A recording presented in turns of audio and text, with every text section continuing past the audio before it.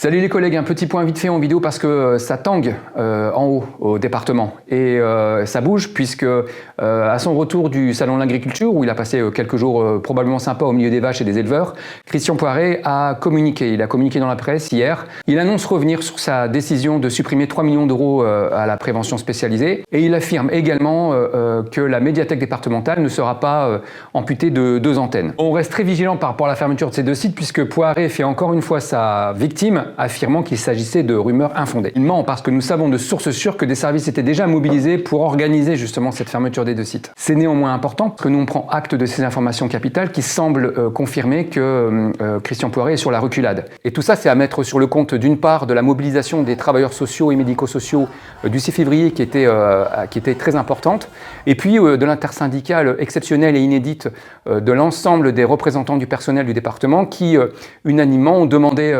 à ce que Christian Poiret démissionne de ses fonctions et de l'exécutif départemental.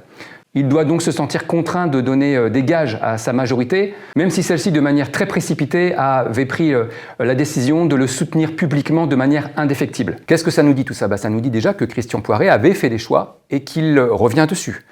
Ça veut dire qu'il peut faire d'autres choix. Et c'est pour ça qu'il faut continuer à pousser, parce qu'en fait, en réalité, c'est nous qui avons raison. Le département doit réinvestir massivement sur ses missions.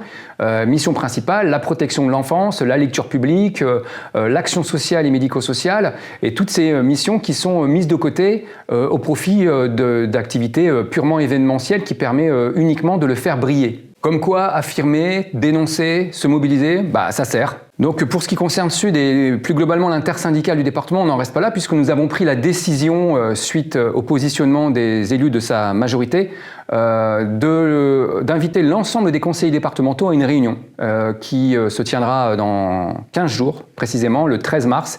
Réunion durant laquelle nous avons l'intention de faire part de manière directe à ces élus de nos inquiétudes par rapport à tout ce qui est mis en place par Christian Poiret et son exécutif et les conséquences à la fois sur les populations et sur nous tous, agents du département, notamment en termes de conditions de travail et de dégradation de l'état de santé.